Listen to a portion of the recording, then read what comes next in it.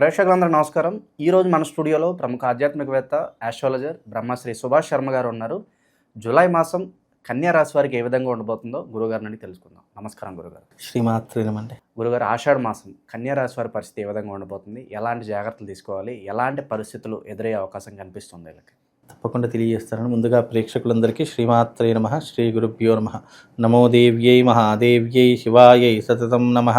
నమ ప్రకృత్యై భద్రాయై నిహతాం ప్రణతాస్మిత.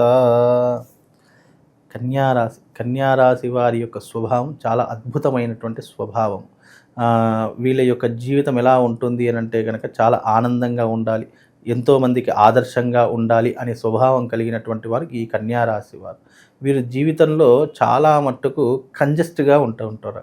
అంటే ఎవరితో ఎక్కువగా కలవలేరు, ఎవరితో ఎక్కువగా మాట్లాడలేరు. మనది అనుకున్న వాళ్ళతోనే మాత్రమే వీళ్ళు కొంచెం ఓపెన్ అప్ అవుతారు తప్ప జీవితంలో చాలా కంజెస్టెడ్గా ఉంటూ ఉంటారు. అలాగే వీళ్ళు జీవితంలో తెలివితేటలు కలిగినటువంటి వారి జాతకులు ఎవరైనా ఉన్నారంటే అది కన్యారాశి వారు అని చెప్పుకోవచ్చు. జీవితంలో వ్యాపారం మీద శ్రద్ధ కలిగినటువంటి వారు, మంచి నేర్పరి కలిగినటువంటి వారు, వ్యాపారంలో ఎలాంటి సలహాలు సూచనలు కావాలన్నా ఇచ్చేటటువంటి వారు ఎవరైనా ఉన్నారంటే అది కన్యారాశి వారు అని చెప్పుకోవచ్చు. అంటే బిజినెస్ మైండెడ్ అని చెప్పుకోవచ్చు. ఏదైనా కూడా లావాదేవీల విషయంలో కానీ, ఆలోచించే విషయంలో కానీ, ఆచరించే విషయంలో కానీ, ఏదైనా నిర్ణయం తీసుకునే విషయంలో చాలా నిక్కచ్చిగా ఉండేటటువంటి వారు ఈ యొక్క కన్యారాశి వారు అని చెప్పుకోవచ్చు. అలాగే కన్యారాశి వారికి కుకింగ్ అంటే చాలా ఇష్టం ఉంటుంది. అంటే వంటలు చేయాలి, మంచి మంచి కొత్త రకమైనటువంటి వంటలు నేర్చుకోవాలి అనేటటువంటి తరహాలు ఎక్కువగా ఈ యొక్క కన్యారాశి వారికి కనిపిస్తూ ఉంటాయి. అలాగే వీళ్ళ జీవితంలో చాలా మట్టుకు ఎన్నో కష్టాలు ఒడిదుడుకులు ఎదుర్కొని అంచెలంచెలుగా పైకి ఎదిగేటటువంటి వారిలో ఈ కన్యారాశి వారు ఒకరు అని చెప్పుకోవచ్చు.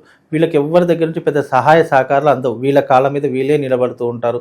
వీలైనంత వరకు ఎంత కష్టం వచ్చినా కూడా ఎదుటి వారి దగ్గర చేయి దాచకుండా సరే ఎలాగైనా మనమే సంపాదించుకోవాలి, ఎలాగైనా మనమే సమకూర్చుకోవాలి, ఇతరుల దగ్గరికి వెళ్ళకూడదు అనేటటువంటి తరహా కలిగినటువంటి వారు ఈ కన్యారాశి వారు అని చెప్పుకోవచ్చు. వాళ్ళ మైండ్ సెట్ కూడా చాలా డిఫరెంట్గా ఉంటుంది. ఎందుకంటే మనం పరువుగా బ్రతకాలి, ప్రతిష్టతో బ్రతకాలి, జీవితంలో విలువలతో ఉండాలి అని కోరుకునేటటువంటి వారు ఈ కన్యారాశి వారు ఒకరు అని చెప్పుకోవచ్చు. ప్రస్తుత కాలం ఎలా ఉంది గురుగారు? ఎలాంటి గ్రహస్థితి ఎలా ఉంది? ఎలాంటి పరిస్థితులు వెళ్ళకుండా? ప్రస్తుత కాలంలో కన్యారాశి వారికి చూసుకుంటే కనుక సప్తమ శని ప్రభావం ప్రారంభమైంది. సప్తమ శని అనేటటువంటిది ఎలా ఉంటుంది అని అంటే కనుక వీళ్ళ జీవితంలో వైవాహిక పరంగా ఇబ్బందులు వస్తాయి. అంటే కుటుంబ పరంగా, వైవాహిక పరంగా, ఆర్థిక పరంగా ఎక్కువగా ఒడిదుడుకులు ఎదుర్కొనేటటువంటి సమస్యలు ఎదురవుతూ ఉంటాయి.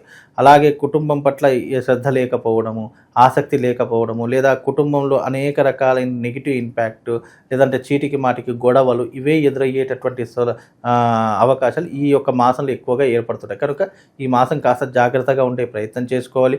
వీలైనంత వరకు ఓపిక సహనాన్ని అలవాటు చేసుకోవాలి. దైవారాధన ఎక్కువగా చేసుకోవాలి.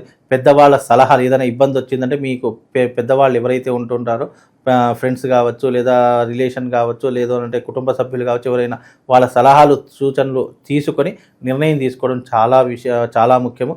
కనుక వీళ్ళ జీవితంలో ఇప్పుడు సప్తమ శని ప్రభావం వల్ల కొద్దిగా ఇబ్బందులు అనేటువంటి ఎదుర్కొంటూ ఉంటారు. సో మాకంటూ కొత్తగా అవకాశాలు రావాలి, మాకంటూ కొంత సమాజంలో గుర్తింపు కావాలనుకున్న వాళ్ళకి ఎలా ఉంటుంది?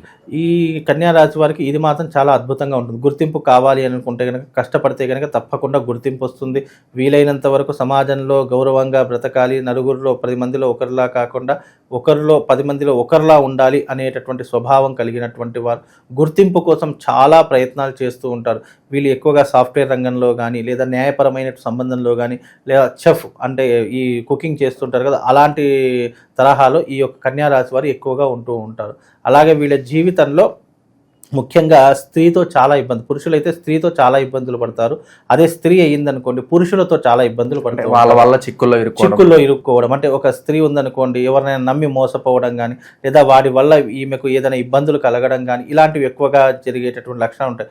అదే పురుషుడు అనుకోండి, స్త్రీ వల్ల కొన్ని ఇబ్బందులు ఎదుర్కోవాల్సిన పరిస్థితులు ముఖ్యంగా కన్యారాశి జాతకులు తప్పకుండా ఉంటూ ఉంటాయండి. ఇక ఆరోగ్య పరిస్థితి ఏంటి గురుగారు? ఆరోగ్య విషయంలో కనుక చూసుకుంటే ఈ యొక్క కన్యారాశి వారికి ఆరోగ్యం అంత సహకరిస్తూనే ఉంటుంది. అంత మెరుగైనటువంటి సూచనలే ఉంటుంటే అంత చెప్పుకోదగ్గటువంటి విషయాలు అయితే ఏమీ కనిపించలేదు. కాకపోతే ఏంటంటే బయట ఫుడ్ని అవాయిడ్ చేస్తూ ఉండాలి. వీలైనంత వరకు స్థిమితమైనటువంటి ఆహారం తీసుకునేటటువంటి ప్రయత్నం చేయాలి. అలాగే వీళ్ళ జీవితంలో ఉదరానికి కానీ, అంటే కడుపుకి కానీ, మెదడుకి కానీ ఈ హృదయానికి కానీ సంబంధించినటువంటి వ్యాధులు ఎక్కువగా తలెత్తేటటువంటి అవకాశాలు ఉంటాయి. కనుక ఇలాంటి కొన్ని విషయాల్లో జాగ్రత్త తీసుకుంటూ ఉండాలి. వీలైనంత వరకు ఈ యొక్క కన్యా రాశి వారు ఎవరైతే ఉన్నారో తప్పకుండా దైవారాధనలో చింతన పెడుతూ ముఖ్యంగా అతిగా ఆలోచించకుండా చెడువైపు అతిగా వెళ్ళకుండా, ఎందుకంటే కన్యా రాశిలో పుట్టినటువంటి వారికి జూదం అలవాటు ఉంటుంది, బెట్టింగ్లు అలవాట్లు ఉంటూ ఉంటాయి.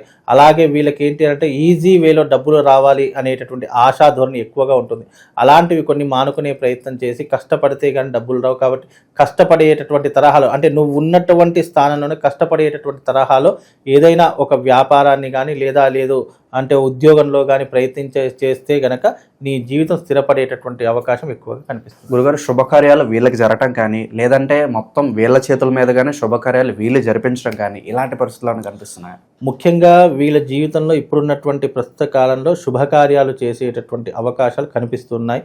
వీళ్ళు కూడా విందులు వినోదాలు ఎక్కువగా పాల్పంచుకుంటూ ఉంటారు, చక్కగా శుభకార్యాలకు వెళుతూ ఉంటారు. అలాగే వీళ్ళ ఇంటి యందు ఈ మాసంలో తప్పకుండా ఏదో ఒక శుభకార్యాన్ని మాత్రం చేసేటటువంటి లక్షణాలు తప్పకుండా కనిపిస్తాయండి. ఇక చివరిగా గురుగారు, ఆషాఢ మాసం విశేషంగా ఎలాంటి పరిహారాలు చేసుకుంటే ఇంకా బాగుంటుంది అంటారు? కన్యా రాశి వారు ఈ ఆషాఢ మాసంలో తప్పకుండా అమ్మవారి యొక్క ఆరాధన చేసుకోవడం చాలా ఉత్తమం. ఈ ఆషాఢ మాసంలో గ్రామదేవతను ఆరాధించడం, అంటే మీ దగ్గరలో ఉన్నటువంటి గ్రామదేవతను పూజించడము, అలాగే మీ కులదైవమైనటువంటి, అంటే ఈ ప్రతి ఒక్క ఇంటికి ఒక కులదైవం ఉంటూ ఉంటుంది. ఆ యొక్క దేవత దగ్గరికి వెళ్ళి ఒకరోజు నిద్ర చేసి వచ్చి అక్కడ ఉపవాస దీక్షతో కటిక నీళ్ళ మీద పడుకొని అమ్మవారి యొక్క శరణు కోరుతూ అక్కడ ఉండి చక్కగా అమ్మవారి యొక్క ఆరాధన చేసుకుంటూ స్తోత్రనామాలు చదువుకుంటూ మళ్ళీ ఇంటికి రావడం వల్ల వాళ్ళ జీవితంలో ఉన్నటువంటి ప్రతిబంధక దోషాలన్నీ కూడా తొలగిపోతూ ఉంటాయి. అలాగే ఈ కన్యా రాశి వారికి ఈ మాసం చాలా అనువైనటువంటి మాసంగా ఉండాలని కోరుకుంటున్నాను. అలాగే ఈ యొక్క సప్తమ శని వల్ల కుటుంబంలో ఉన్నటువంటి చిక్కులు చికాకులు అన్నీ విడిపోయి అమ్మవారి యొక్క అనుగ్రహంతో బాగుండాలని ఆ జగన్మాతను కోరుకుంటున్నాను. గురుగారు, వైవాహిక జీవితంలో కాస్త సమస్యలు ఉన్నాయి, అలాగే ఇలాంటి ఇబ్బందులు రాకుండా మనం ఏం పని చేసినా కాస్త ముందుకు వెళ్తూ అనుకూలత రావడానికి నిత్యం వీళ్ళు చదువుకోవడానికి ఏదన్నా మంత్రం ఉంటుందా? తప్పకుండా వైవాహిక జీవితంలో వీళ్ళకు ఉన్నటువంటి ఇబ్బందులు తొలగిపోవాలి అని అనుకుంటే గనక జ్ఞాని నామ్నపి చేతాన్సి దేవి భగవతి హిస బలాయ కృష్యమోహాయ మహామాయ ప్రయశ్చతి అనేటటువంటి మంత్రం చదువుకోవచ్చు.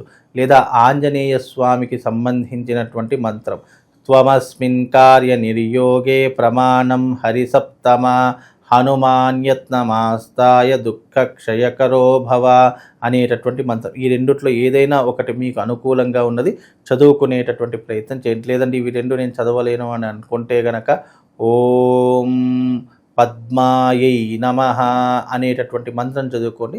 దానివల్ల వీళ్ళకు శుభము లాభం కలుగుతుందండి. సో ఓవరాల్గా ఈ రాశి వాళ్ళందరికీ ఆషాఢ మాసం ఏ విధంగా ఉండబోతుందో అద్భుతంగా వివరించారు గురుగారు. ధన్యవాదాలు.